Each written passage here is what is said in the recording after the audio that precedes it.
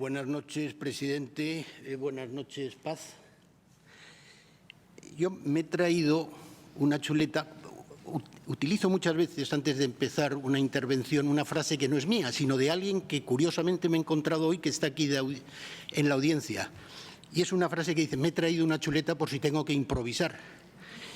Y realmente, y él sabe a quién me refiero, pero me la he traído porque también, como dice otro amigo, no solo me preocupa mi memoria a corto plazo, sino me la he traído porque también me preocupa mi memoria a corto plazo.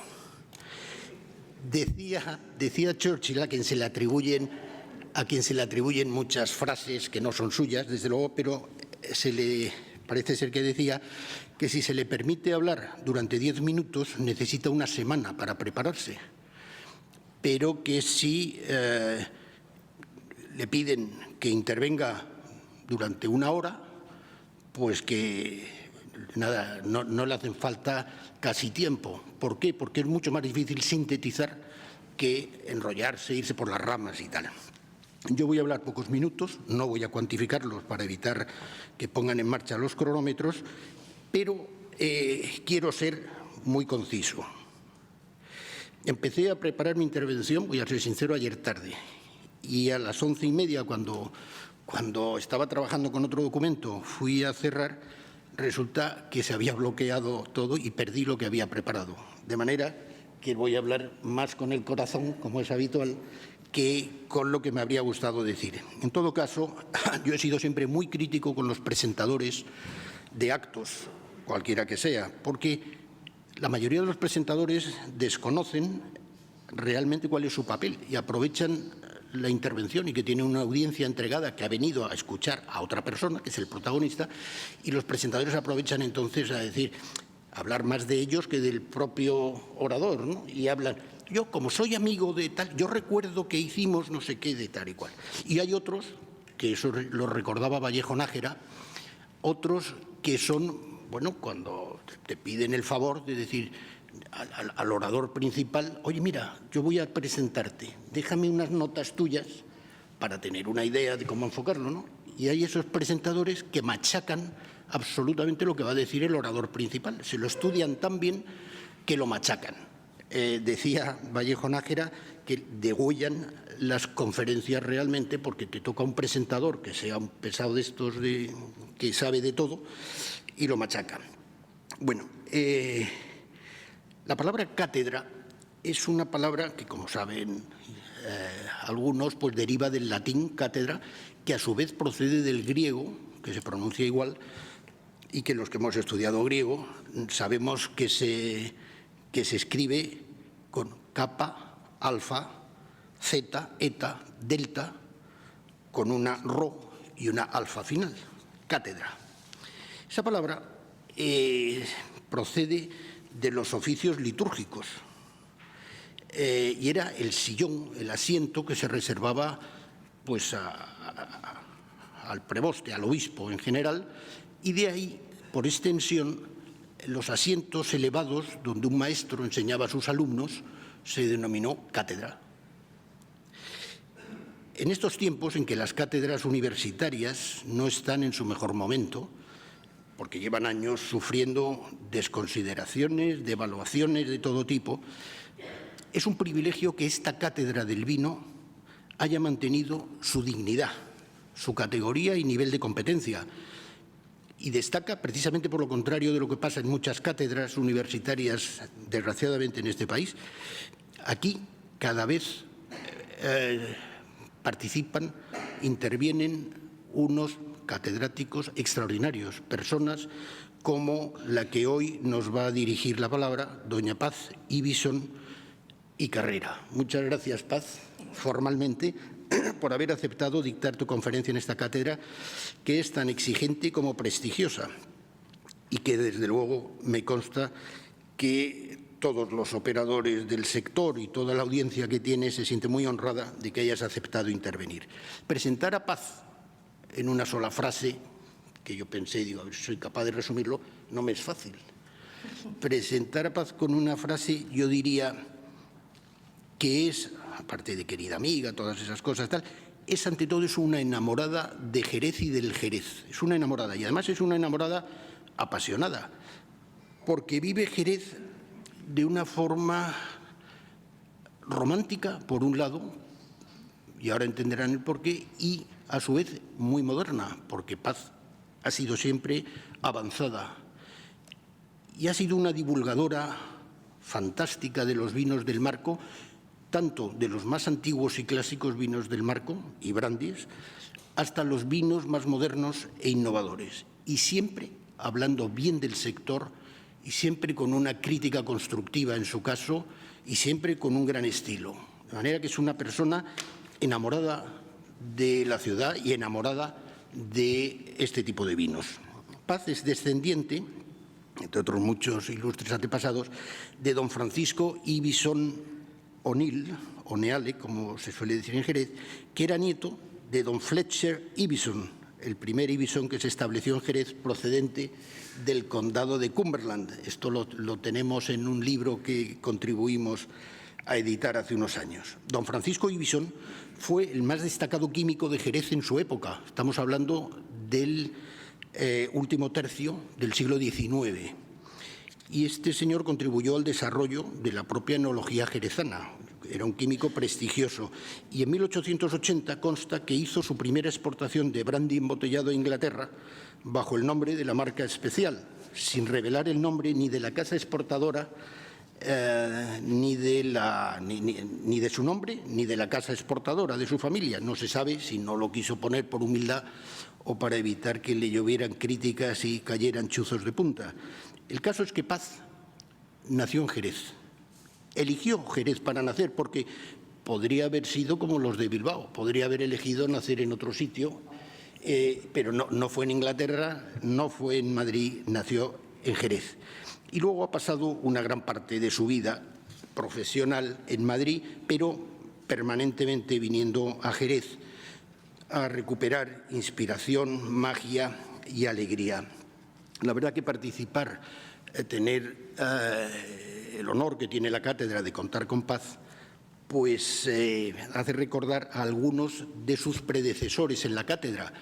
Y he pedido esta mañana que me indicaran quiénes, he visto la relación y hay personalidades desde don Gregorio Marañón, en el año 49 o 50 me parece, don Julio Caro Baroja, los hermanos de las Cuevas, Juan José López Ibor, el doctor López Ibor, luego, en fin, les ahorro ya en los últimos tiempos, don Justo Casas, persona querida por todos, don Carmelo García Barroso, a quien tanto apreciamos y que nos dejó tan pronto, doña Carmen Posadas, doña María Dueñas, doña Carmen Borrego Pla. Últimamente hay más mujeres que hombres. Esto es algo que es sintomático, pero esto es así. Pero son personalidades, todas ellas, que no puede acceder a la cátedra cualquiera, ¿no?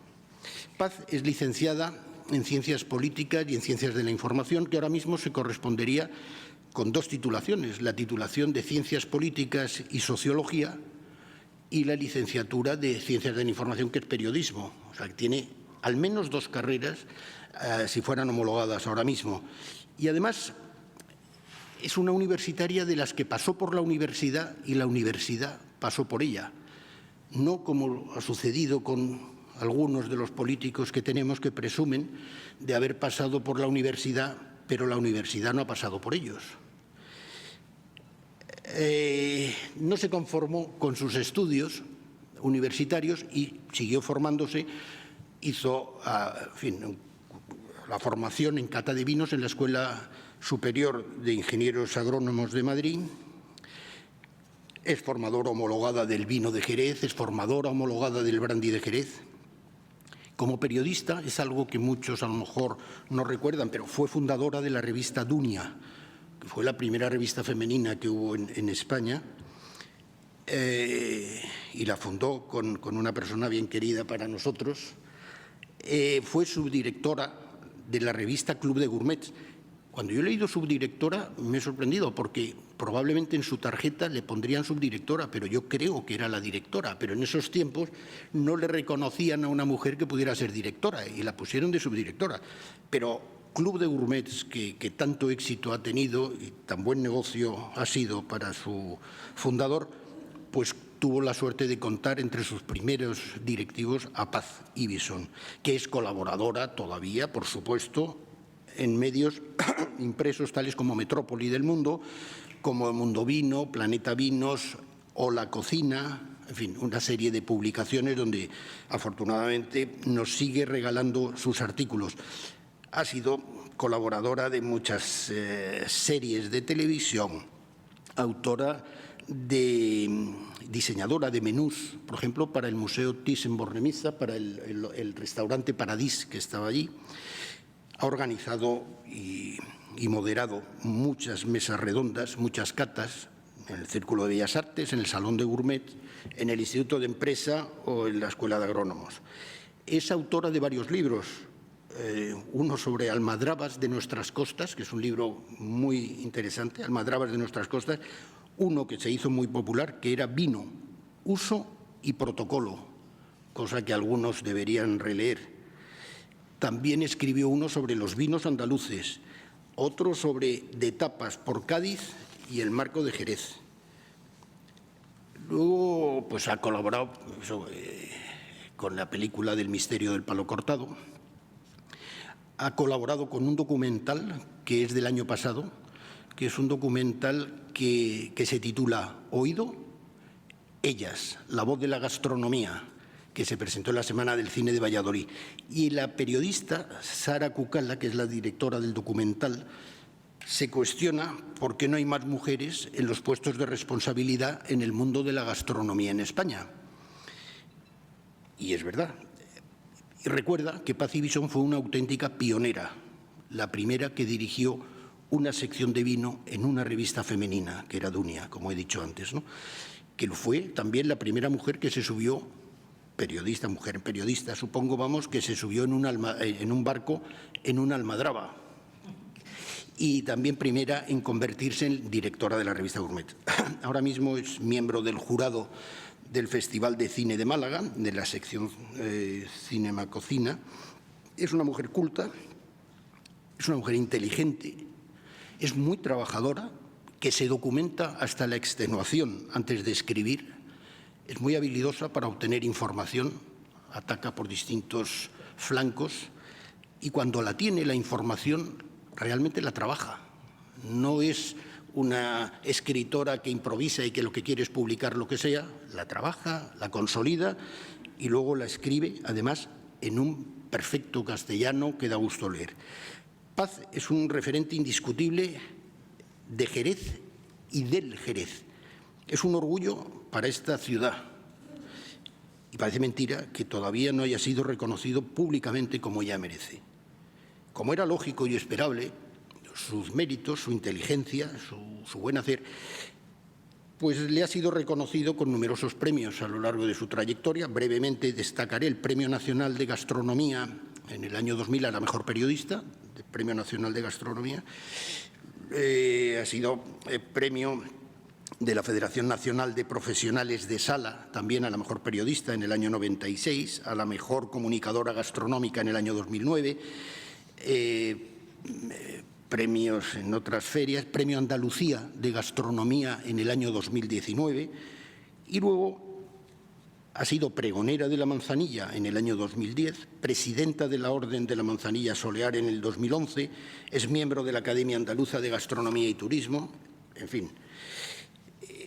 Ha sido una persona reconocida fuera, sin duda, y en Jerez le debemos también un reconocimiento que todavía, con este acto, en cierta medida, venimos de alguna manera a mitigarlo, pero que no se le ha hecho en debida forma. Es una gran defensora del viñedo de Jerez, de las viñas del Marco y de los vinos de Jerez y de la Manzanilla. Y es una embajadora extraordinaria de los mismos. Ha colaborado además con casi todas las bodegas del Marco y ha escrito muy documentados artículos. También lo ha hecho sobre el brandy de Jerez, como he dicho antes, y nos ha acompañado en numerosos actos y presentaciones que son inolvidables, ¿no? Ricardo Revuelta y yo mismo recordaremos, nunca podremos olvidar los buenos ratos de lujo que pasamos con el gran Vicente Fernández Bobadilla, que escribió un libro sobre el brandy de Jerez, y que, por cierto, tío de Paz, porque estaba casado con tu tía Blanca Ibison. Sí. Y Vicente, aquellos que tuvimos la suerte de conocerle, era una persona encantadora, culto, civilizado, simpático, un lujo de persona, y lo disfrutamos mucho, ¿no? Y cuando me encargaron ayer la presentación, me acordé cuánto habría disfrutado Vicente hoy de estar aquí, viéndote aquí en la cátedra, que él probablemente contribuyó también a poner en marcha, porque él, a finales de los 40, yo he leído en algún sitio que fue de los miembros de la comisión de la vendimia, de las fiestas de la vendimia, que puso en marcha a finales de los 40, y una de las cosas que a él le pegaba, porque era una persona muy culta y muy civilizada, pues sería, oye, ¿por qué no invitamos a una cátedra del vino a dar una conferencia una vez al año, ¿no? Con motivo de las fiestas de la vendimia, a una personalidad reconocida, ¿no? Cuyos nombres ahora he apuntado algunos. Habría disfrutado Vicente aquí, como habría disfrutado también su encantadora hermana Cristina, que lamentablemente no puede estar, y que es una persona que siempre pues, tendremos presente, por, entre otras cosas, el mérito de haber llevado también a otra personalidad, que es nuestro querido amigo Julio Luque, que es una persona, otro amante de Jerez y del Jerez, y que aprovecho también públicamente a dar las gracias por todo lo que ha hecho por Jerez. Algunas veces Paz me transmitió su pesar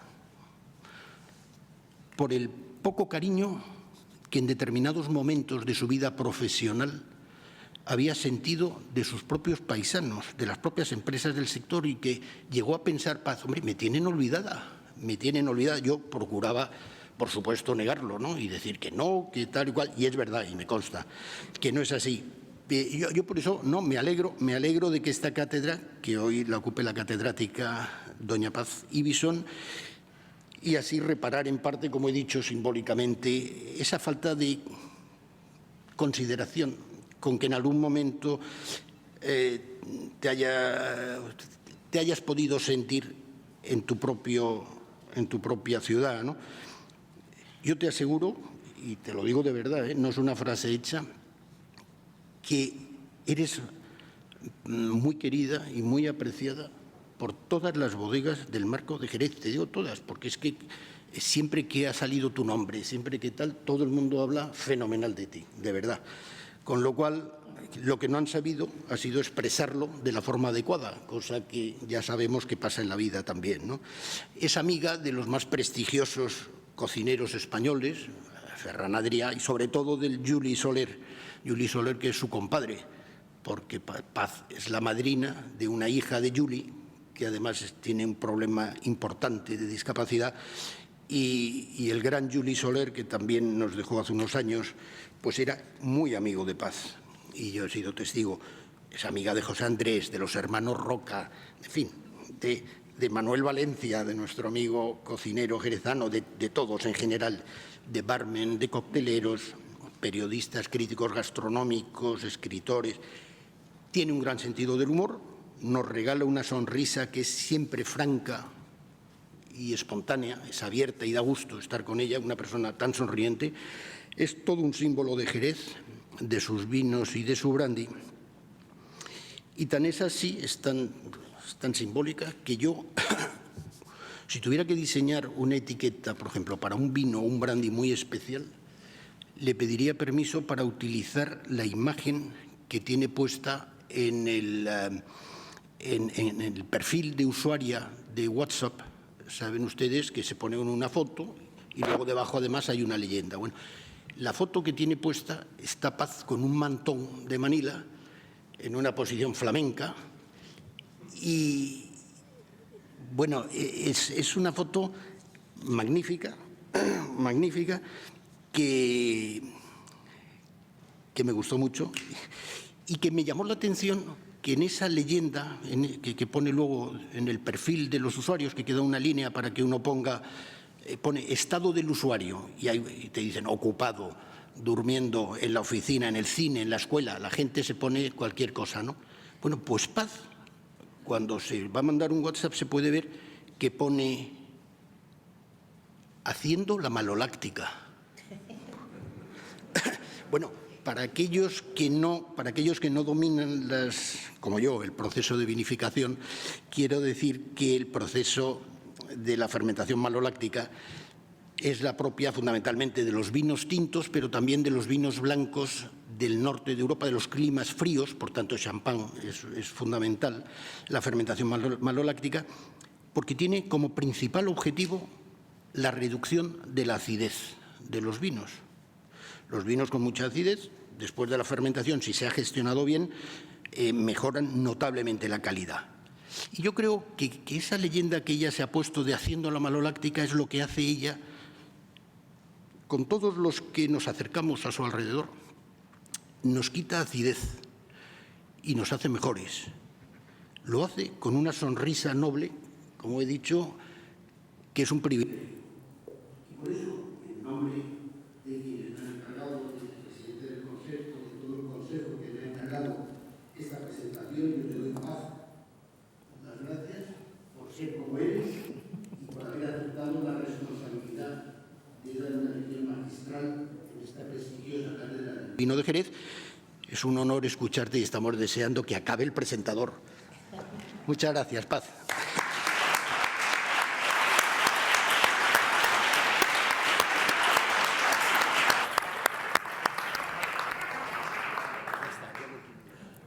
Pero bueno, muchísimas gracias a ti, Evaristo. ¿Estabas hablando de mí? Yo creo que te has equivocado, ¿no? Pero es que, bueno, por otro lado, solo te faltaba mandarme un espía. Se entera de todo. ¿Cómo te has visto lo que tengo yo en el perfil? Si yo no tengo perfil. Si yo no soy de redes sociales. Sí, pero es verdad, bueno, que te agradezco mucho tus cariñosísimas palabras, pero me has dejado ya no puedo decir nada después de ti. ¿Qué voy a decir yo? Ya no me caben palabras, estoy emocionada con todo lo que me has dicho. Pero bueno, entonces voy a intentar hacer algo, ¿no?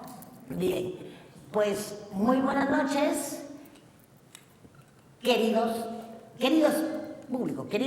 Iba a decir querido público y autoridades, pero sigo diciendo público y autoridades, porque aquí, aunque no haya venido nadie del ayuntamiento, somos unas autoridades, son ustedes unas autoridades. Bien, he elegido estas dos palabras tan sencillas y tan poco protocolarias para saludar. ¿Por qué? Pues porque son masculinas y femeninas al mismo tiempo. Entonces me ahorro el tener que decir queridos jerezanos, jerezanas y jerezanes, queridos amigos, amigas y amigues. Y así me pasaría, bueno, por otro lado, me da pena no hacerlo, porque me hubiera pasado el tiempo, y se hubiera pasado el tiempo repitiendo cosas, lo hubiéramos consumido sin haber dicho nada, y pasaríamos a tomarnos una copa, que es lo que yo estoy deseando. Porque la verdad es que yo me siento tal. Sí. La emoción embarga mi corazón. Pero tengo un problema, la responsabilidad me está atormentando la cabeza, mi mente. Pero menos mal que de las palabras de Evaristo y el hecho de haber sido elegida como, charlatana o conferenciante en esta cátedra del vino, pues me he venido arriba. Sí, me he venido arriba porque me estoy considerando una señora excepcional. Así, de corrido, excepcional. Porque soy la excepción que confirma la regla. Esa regla horrible que dice, ese refrán horrible y bastante excluyente y cicatero, que dice que nadie es profeta en su tierra. Muchísimas gracias por convertirme en una mujer excepcional, aunque sé atormentarla. Y también he de confesarle que si me hubiera preferido no ser tan excepcional y no tener que estar aquí sentada ahora mismo con esta responsabilidad, sentando cátedra. Pero ¿cómo voy a sentar yo cátedra si solo soy licenciada? ¿Pero a quién se le ocurrió esa locura de ponerme a mí a la altura de estos señores que han dicho nuestro querido presidente de Brandi, pues de Julio Caro Baroja, pero ¿cómo oso yo, una simple licenciada en periodismo, ponerme a la altura de todos esos señores? Ellos sí eran realmente profesores, catedráticos, poetas, directores, bueno, todo ya nos ha dicho, nos ha hecho un buen repaso Evaristo de todas estas personalidades tan importantes. Bien, como yo lo único que he hecho durante 45 años de profesionales de mi vida, porque 45 años de mi vida sería una petulancia por mi parte, ¿no? Me encantaría tener 45 años. 45 años de vida profesional, yo lo único que he hecho es escribir. Entonces me he permitido rellenar unas cuantas cuartillas en las que incluyo las palabras que el gran periodista y escritor César González Ruano pronunció en esta misma Cátedra del Vino hace más de 60 años. Yo no estaba, pero lo he leído. Palabras que suscribo absolutamente. Este señor decía: el único homenaje que puede hacer un escritor es escribir. No tendría sentido que hubieran traído a María Calas a Jerez para recorrer la ciudad en bicicleta.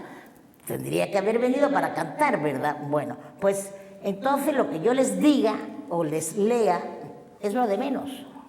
Lo que vale es mi buena intención y lo mucho que me ha costado escribir estas cuartillas. Para leérselas, para que yo pueda leérselas, he tenido que leer muchísimo antes.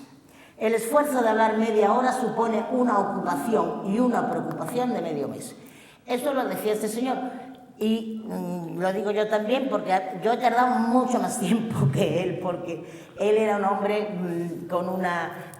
bueno, era un periodista, supongo que a algunos de ustedes les sonará, don César González Ruano. Yo carezco de la genial maestría de ese gran articulista que hacía milagros con la gramática. Al tanto de la gramática, les quiero decir que ha sido ella, la gramática, la inspiradora del título de esta charla, Tiempos y modos del Jerez. Yo no soy enóloga, ni médico, ni científica, ni artista, ni presidenta de nada, ni siquiera de una comunidad de vecinos. Bueno, durante un año fui de la Orden de la Solea, es verdad. Solo trabajo con palabras y con verbos, y con expresiones, con tiempos, con modos. Mis herramientas son solo 27 letras del abecedario, no 28 como me enseñaron en el colegio, porque se ve que desde el 2010 la letra L o la doble L ha sido suprimida. Parece que la Real Academia de la Lengua Española está pensando en incluirla como nuevo pronombre para aludir a personas no binarias.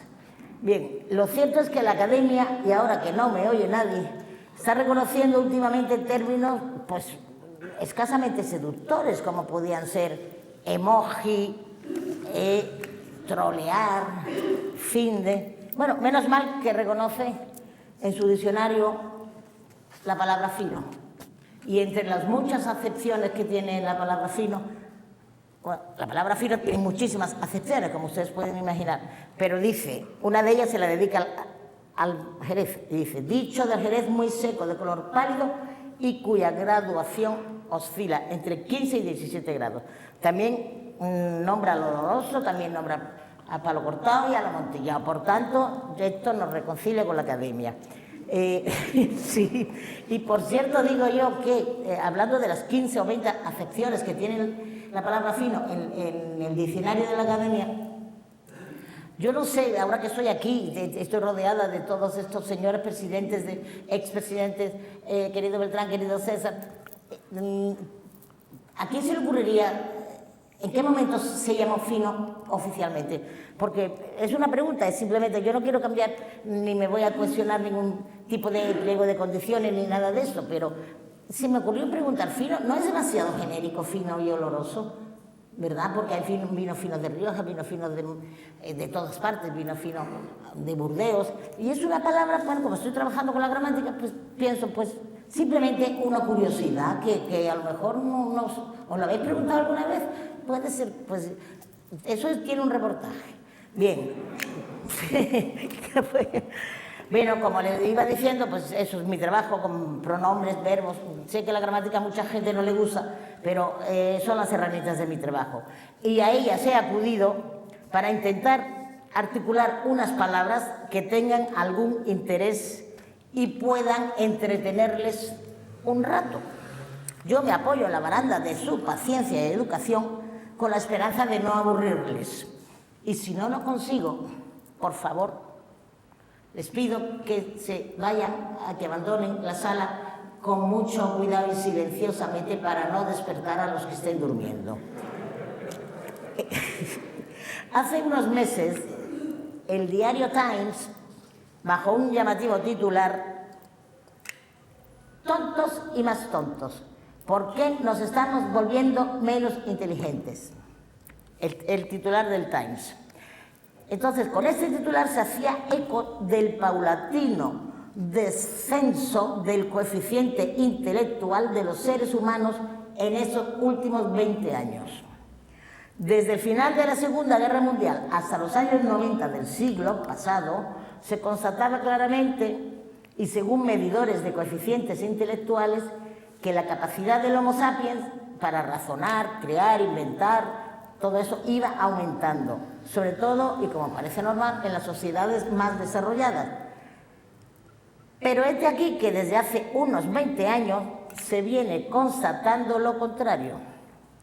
El coeficiente intelectual medio de la población mundial más desarrollada no para de descender. ¿Acabará el planeta lleno de idiotas como en la comedia y película Idiocracia?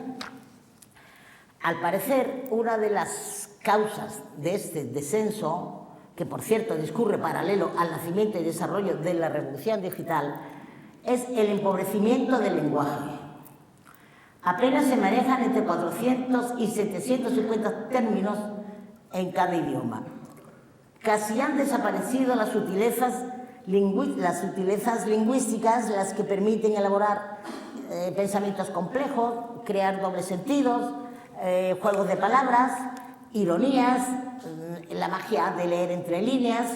Por ejemplo, ahora ya no se entendería esa frase genial del señor Edgar Neville que dijo: "Nunca he encontrado en Jerez un borracho, pero tampoco he encontrado un sobrio".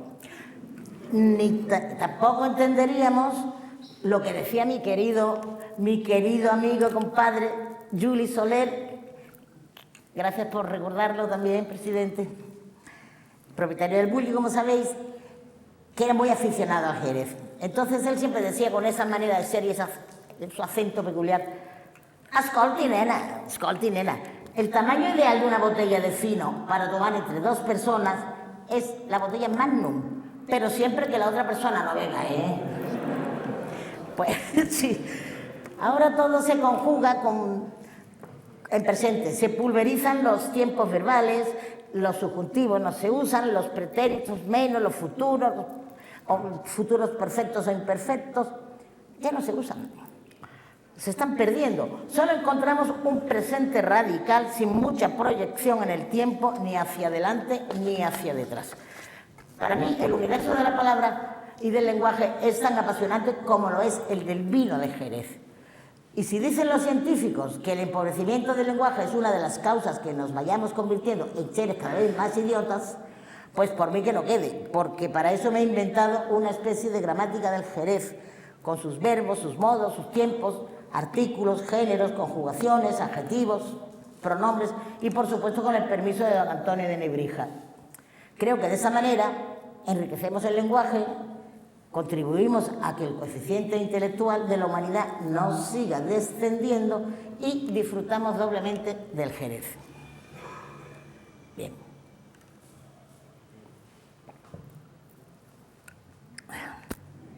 La gramática esta que me he inventado, pues tiene una sintaxis muy alegre que conforma oraciones jubilosas y radiantes como: "En general tienen por botica las bodegas", que es un buen ejemplo de una oración simple e informativa.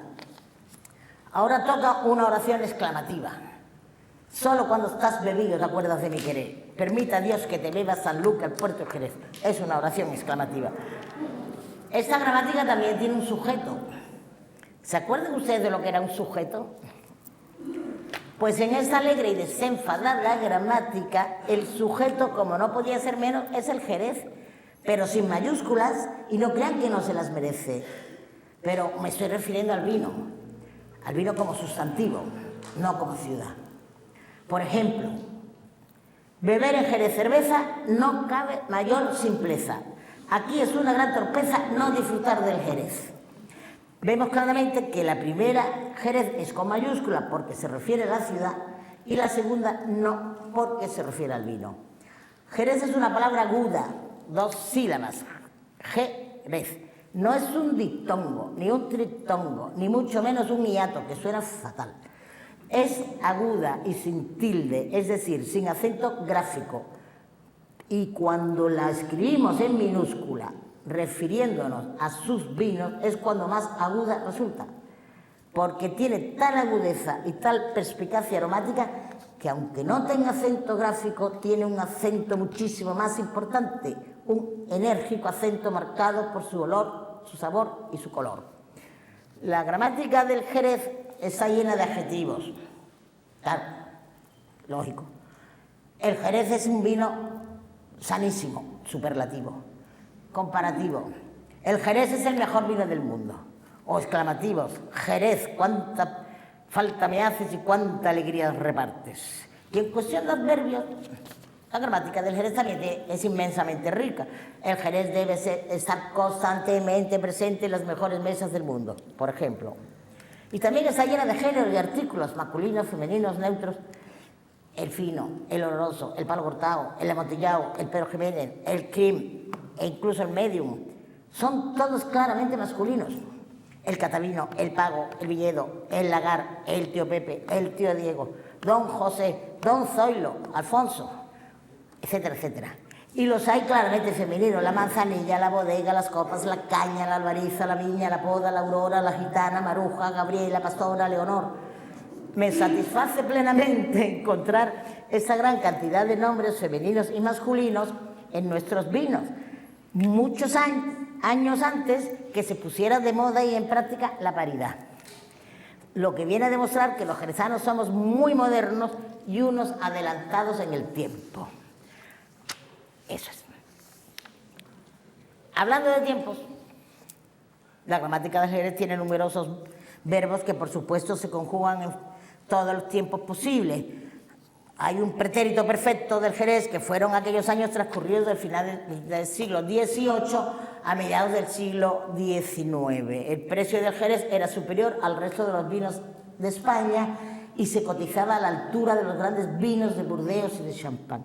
Una enorme industria agrícola existía alrededor del vino y requería grandes infraestructuras.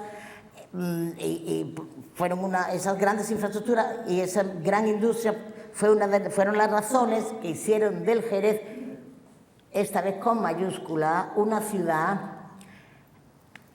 de las primeras, o por no ser la primera, junto con Aro, donde hubo la luz eléctrica y en disponer de ferrocarril. Las bodegas eran grandes empresas, dominios vitícolas, grandes empresas, modelos de grandes negocios, con inversiones muy fuertes que suponían un gran porcentaje en el tejido empresarial español de todo el país. Y lo que es muy importante, ya existían los pagos por nuestras latitudes, un lujazo, los primeros en nuestro país y yo creo que probablemente en el mundo. Voy a hacer un inciso aquí porque también la gramática tiene incisos. Dicen que Balbaína viene de Balbo, Lucio Cornelio Balbo, un notable y rico gaditano al servicio de Roma en el año I a.C. Era amigo de César y de Pompeyo y fue el primer cónsul de la República no nacido en Roma. Este insigne gaditano romano tenía muchas propiedades y una de ellas era un viñedo que se encontraba precisamente en las tierras que conforman el famoso pago Balbaíno. ¿Sabíais esto? No sé, es un tema, creo que es verdad. Pero yo ya no me creo nada, y como periodista menos. Bueno, pues como les decía, los vinos de pago en esos años gloriosos florecían y se pagaban muy bien, eran vinos caros. También hay que conjugar un pretérito menos perfecto, que fue la gran crisis que comenzó en 1870, sumada a la aparición de la filosera, claro, que ya lo remató. Entonces esos años fueron muy duros y Jerez dejó de ser un competidor de Burdeos y de Champán en el segmento de los vinos caros y los vinos de alta calidad. Y empezó a caer y cayó un poco su reputación. Si bien las cifras que se superaron un poco, las cifras de exportación, ya no fue tan, ya lo hacían más con vinos de menos categoría y eran vinos de más bajo precio, que supongo que había que sacarlos a pelear en aquellos años para competir con las numerosas imitaciones que entonces se hicieron. Ese pasado es un pasado pretérito que no es muy positivo y es muy, muy imperfecto. Pero en la gramática hay que conjugarlo todo. En aquellos años la palabra cherry pues perdió un poco de puntos y digo yo, ¿y si lo hubiéramos llamado Jerez y no cherry? Es otra cosa que yo pregunto. Bueno, esa gramática que yo me he inventado también tiene oraciones interrogativas. Por ejemplo, ¿y si lo hubiéramos llamado Jerez? A lo mejor no hubiéramos tenido el pleito del cherry, claro. Pero bueno, estas son preguntas también curiosas. La gramática del Jerez también tiene tiempo presente y el presente se conjuga con muchos subjuntivos. Unos son buenos y otros no lo son. Por ejemplo, nunca se ha hablado tanto y tan bien del Jerez como en esos tiempos presentes. En esos momentos no hay sumiller, ni carta de restaurante de estrellas y campanillas, ni periodista especializado, ni aficionado, ni friki, que no sea adorador absoluto y defensor a ultranza de los vinos de Jerez. Se establecen competencias entre ellos a ver quién sabe más, quién tiene y conoce mejor un vino determinado que no conoce el otro, y es como una competencia bestial. Vaya, que si uno está en un restaurante de lujo o es un sumiller de lujo o un buen restaurante y no sabes de Jerez, no tienes nada que hacer. Pero el otro presente es menos glorioso, porque al mismo tiempo que el Jerez cosecha éxito en la Champions League gastronómica y enológica, a la mayoría de las bodegas, cooperativas y viticultores pues no les salen muy bien las cuentas. Es difícil conjugar tanto éxito por un lado con tan poco rendimiento por otro, pero este es uno de los tiempos presentes más indicativos. No es muy positivo, pero es una realidad. Entonces, nuestra gramática también dispone de presentes progresivos, muy progresivos, porque Jerez se está moviendo. Cherry Master, cursos de formadores, congresos internacionales, películas, series de éxito, novelas. El Jerez se está sentando en las mesas más elegantes, con las mejores copas y a la misma altura que los vinos tranquilos, como una propuesta de maridaje sublime. Jerez se empieza a preocupar por los viñedos. En Jerez se empieza a trabajar en ecológico. En Jerez se están resucitando los pagos históricos, que el Consejo Regulador, por cierto, ha hecho una gran labor. Jerez se está volviendo a la viña. Jerez está viviendo una verdadera revolución, que en ciertos aspectos es como una vuelta al pasado, que diría Paul Valéry, que la mayor vanguardia es la tradición, decía él. Vinos de añada, vinos con uvas asoleadas, vinos sin alcoholizar o encabezar, vinos tranquilos de gran categoría elaborados con uvas palominos también de mucha categoría. Los finos están subiendo de tono, se están yendo por las ramas, se están embotellando magnums, siguiendo los consejos de mi amigo Juli, pero bueno, no para beber entre dos, claro.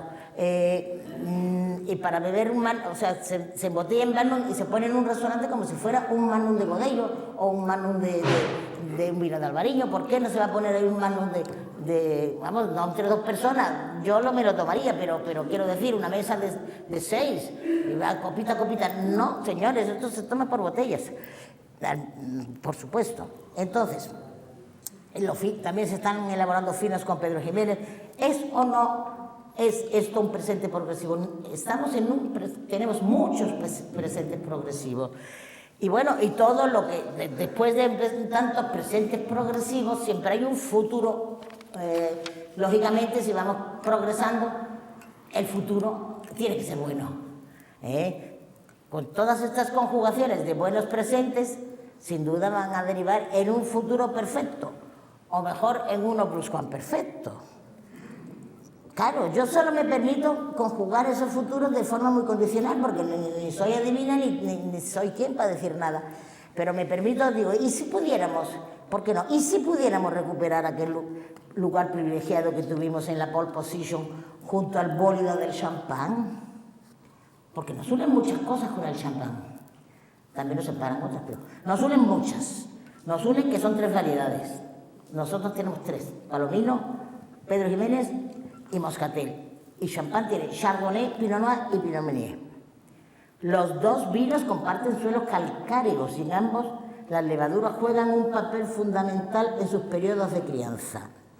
En champán ellos tienen el ensamblage y nosotros tenemos la solera. En champán el tiempo de rima con las levaduras. En Jerez el tiempo bajo velo de flor de las levaduras. Lagos, en Jerez, en Francia, Premier Cru, Grand Cru, en champán. Esto sería un futuro pluscuamperfectísimo si los bodegueros pudieran ganar lo mismo que ganan los bodegueros de champán y los viticultores también. Pero me temo que esto, más que un futuro pluscuamperfecto, es un verdadero sueño. Pero no es un sueño inalcanzable conjugar al mismo tiempo 2 modos de Jerez. El modo premium, o jereces de culto y de precio más justo, más alto, esos jereces de gran calao, soleras y embotellados especiales, tienen que conjugarse al mismo tiempo con otros jereces de menos culto, pero de más disfrute y expansión. Porque me preocupa ese futuro excluyente que quieren construir mis colegas prescriptores, sumilleres de relumbrón y frikis varios, que desdeñan sistemáticamente a los jereces que no son de culto.